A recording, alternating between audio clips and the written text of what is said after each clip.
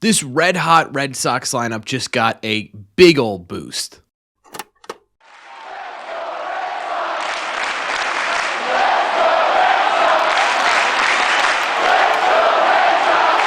What is going on, everybody? Welcome back to Red Seat Radio. My name is Corbin, and thank you very much for clicking on this video. The rumors are true, ladies and gentlemen. We're just going to hop right into it today, right? No beating around the bush here. The moment we've been waiting for a pretty decent period of time here. For the first time in just over 50 games, Alex Bregman is returning to the Boston Red Sox, and it's impossible not to be excited about this, right? I mean, what we're talking about here, and when we look at the numbers with what he was doing before he went down, it's really impressive stuff. He had a .299 average, a .385 on base percentage, and a .553 slug. Good for a 157 OPS plus. That is 57% above league average still to this day. He had 11 home runs, 17 doubles, and 35 RBIs before he went down here. He was on pace at that point to hit 35 jacks, 54 doubles, and 112 RBIs. I mean, that is just an absolutely monster season from Alex Bregman, right? There's a reason we've been talking so much about his impact coming back to this Red Sox team. Not to mention the fact that his 2.9 baseball reference WAR in just 51 games put him on pace for just an absolutely ridiculous 9.2 WAR season by the end of the year. Now, obviously, it would be a bit of a ridiculous statement to sit here and say that we are expecting Alex Bregman to hit any of those marks at this point in the season, right? He missed a whole big chunk of the season. His season probably isn't going to look as good as it was going to if he had played the full year, right? Obviously. But at the same time, too, it's still going to be extremely impactful. I mean, we take a look at what the top of this lineup could eventually look like with Alex Bregman back. We're talking about some sort of combination here of Duran, Bregman, Anthony, Story, Massa, Narvaez, or Willier, or Cedon, or Toro. They have a ton of options in that six hole. Maybe even Marcelo Mayer at some point. That is an extremely formidable lineup, especially considering the way this Red Sox team has been playing right now, right? You take a look at how hot this offense is. You add in one of the best bats in Major League Baseball before he went down. Like, you sit here and you're like, oh my God, right? You can't wait to see this happen. Not to mention defensively, we've missed Bregman defensively for sure, right? I think Marcelo Mayer's done an absolutely fantastic job over there at third base, but just simply having Bregman in this defensive alignment day in and day out makes your team a much better team on paper. And I think that's absolutely a big part of this. And on top of that, too, it's nice to finally see the official leader of the Boston Red Sox back on the field, right? I mean, we've had videos after videos of him mentoring Marcelo Mayer and Roman Anthony in the dugouts, videos of him hyping up other players, right? Really having conversations with everyone in this clubhouse. We've heard the stories. We all know how good he is off the field. Now we get to see that leadership back on the field in a really critical part of this season. I think this is absolutely fantastic. There's legitimately not too much here that I'm worried about with Bregman coming back, but I did say not too much. In terms of worries, right, I'm not really worried about anything per se, but as much as we sit here and are excited to see Bregman back, and I'm sure you're just as excited as I am, or at least most of you guys are as excited as I am to see Alex Bregman back in a Red Sox uniform, I think we need to sort of take a beat here, right? We talk about the statistics, we talk about what he's meant to the Red Sox, and it's just simply all hype, right? This guy's going to come back and the Red Sox are going to explode type conversation, but at the same point, too, I think it's important to remember not only has Alex Bregman missed almost 2 months worth of baseball action here, he's also not played in a single rehab game, right? He is going straight from the IL to this Major League roster. There's probably a pretty good chance here that he's going to have to shake off some rust at the Major League level. Not only that, but you're also only going to get him for a couple of games here, and then you're getting to the All-Star break, right? So not only is he not doing a rehab assignment, not only did he miss 50 games, but his first couple of games back are going to be sort of broken up here by a 3 or 4 day absence from Major League Baseball, right? So you're kind of sitting there and you're saying it's reasonable to expect that by the time Alex Bregman starts to really get his feet under him, we're going to be looking at a couple of weeks. Now, that's not to say during that time span he's not going to be a productive player. I think Alex Bregman is just simply too much of a ball player to really sort of get into a point where he's hitting, like 190 for the next month or whatever. I think it'll still be a productive player. It just probably won't be at the same level he was after he got off of the IL. So I just want to remind everybody, honestly, mostly just remind myself, just sort of put this out here so I can look back on it and see and be like, hey, Corbin, remember when you said this type thing? That just have some patience with Alex Bregman, right? If he's not the all-star superstar that we saw before he went down, that's okay. It's probably going to take him some time to get back to that.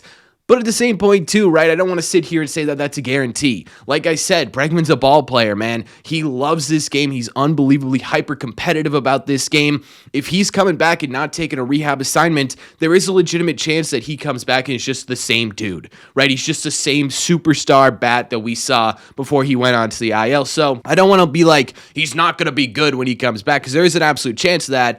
I just want to make sure that we're all sitting here and being like, okay, we need to tamper expectations just a little bit with who Bregman could be. However, Bregman coming back wasn't the only move the Red Sox made.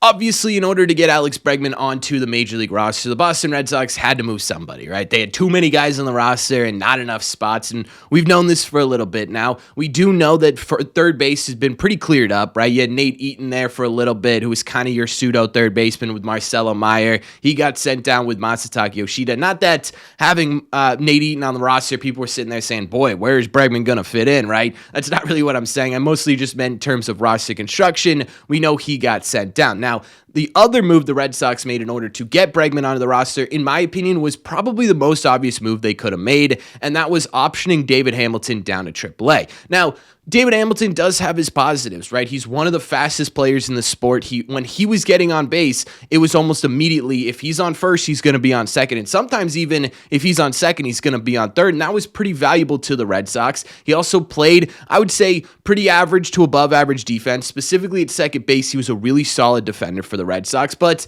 you take a look at it and you say, well, you know, there really wasn't any room for David Hamilton on the Major League roster anymore. For everything that David Hamilton can do outside of his speed, Marcelo Mayer can also do, and his ceiling is a little bit better, right? You take a look at what Hamilton was doing offensively, and it just wasn't exactly fantastic. I mean, it was 60 games, so it's not even like we could sit here and say it was an incredibly small sample size either. He had a 175 average with a 220 on base percentage and a 275 slug, good for just a 495 OPS. That is a 37 OPS plus. In comparison, that 495 OPS is about 63% worse than your average big leaguer, right? You could even to the point make the argument that Marcelo Mayer has been a better defender this season than David Hamilton. And I don't think you'd be wrong in saying that, especially with how he's been playing third base. Second base, you know, there have been a little bit of issues here and there, but overall, Marcelo Mayer is still an incredibly smooth defender no matter where you put him. I'm convinced you could put Marcelo Mayer behind the dish and he'd be like an above average catcher. That's how good of a defender he is, right? So you sit there and you say, well, why would they option David Hamilton because of his speed? Well, it's because you've got guys like Duran, say Don Rafaela, Wilyer Abreu, even a guy like Connor Wong, Romy Gonzalez, Trevor Story. These are all guys who can still swipe bags for you in big moments, but they all, except for maybe Connor Wong, right, bring more to the table, right? They bring more consistent bat, maybe more consistent defense. And then you talk about, well, why wasn't it Marcelo Mayer? Well, Marcelo Mayer, even with his sort of, I would say, kind of pseudo slump here at the Major League level, I don't know if it's so much a slump as it is just simply still trying to adjust to Major League pitching. Even with that, his bat is still better. And we all know offensively, right, you look at Marcelo Mayer, that ceiling is much, much higher than who David Hamilton could be. So in all honesty, this made perfect sense to me as to why the Red Sox decided to go with Hamilton over Marcelo Mayer. It also, I think, is pretty exciting because now you take a look at the infield, and for the most part, it's going to be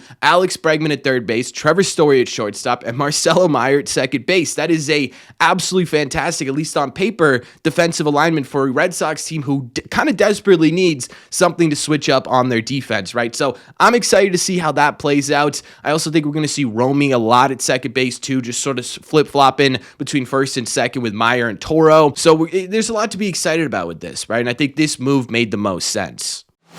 Overall, despite having to send someone down and that being kind of a sad moment, I'm still incredibly excited to get Alex Bregman back, right? I still think this is kind of the important sort of, this is what we've been waiting on to really sort of see what this team is made of. And I also think the timing of this is absolutely incredible, right? Again, it's sort of like he's going through a pseudo kind of rehab assignment of his own here. He's getting a couple of games. He gets the All-Star break off, kind of sort of figure out where he's at in terms of where he needs to be to stay healthy, and then comes back and it's go time, right? We talk about this 1,000 times here, but the gauntlet's coming up. right? The gauntlet is coming up, and that gauntlet is going to decide whether or not you are a playoff team. It's man or mouse season for the Boston Red Sox, as our friend Liam Finesse so eloquently put it on Twitter the other day. This is the time for them to buck up or shut up, essentially. And having Alex Bregman here helps a ton in terms of not only the play on the field, but sort of equalizing things, right? Hey, you come out of the break, you lose 2 out of 3 to the Chicago Cubs. Bregman could be there to be like, guys, look, this isn't the end of the world. We're still a good baseball team. We know who we are. Let's pick ourselves up. Let's dust ourselves off, and let's see what we could do against the Phillies and the Dodgers. And I think that's something that really kind of goes under the radar with this Bregman stuff. So I'm incredibly excited about it, if you couldn't tell, regardless of the move that was made in order to get him on the roster. So let me know in the comment section down below, what do you guys think? What do you think about Bregman coming back? What do you think about the other move that was made to get him on this roster? And what do you think this does for the Boston Red Sox? Let me know all your thoughts in the comment section down below. As always, if you made it to the end of this video, do me a favor. Make sure you guys have hit that subscribe button if you haven't already. If you're new here, we talk Red Sox content almost every single day. Also, make sure you guys have hit the like button on this video as well. It just simply helps out a ton, and it's the best way to let me know you're enjoying the content. Don't forget, if you guys want to listen instead of watch, all you got to do is head over to your favorite podcasting app and look up Red Seat Radio. Thank you all very much for clicking on this one, and I will see you in the Red Seats.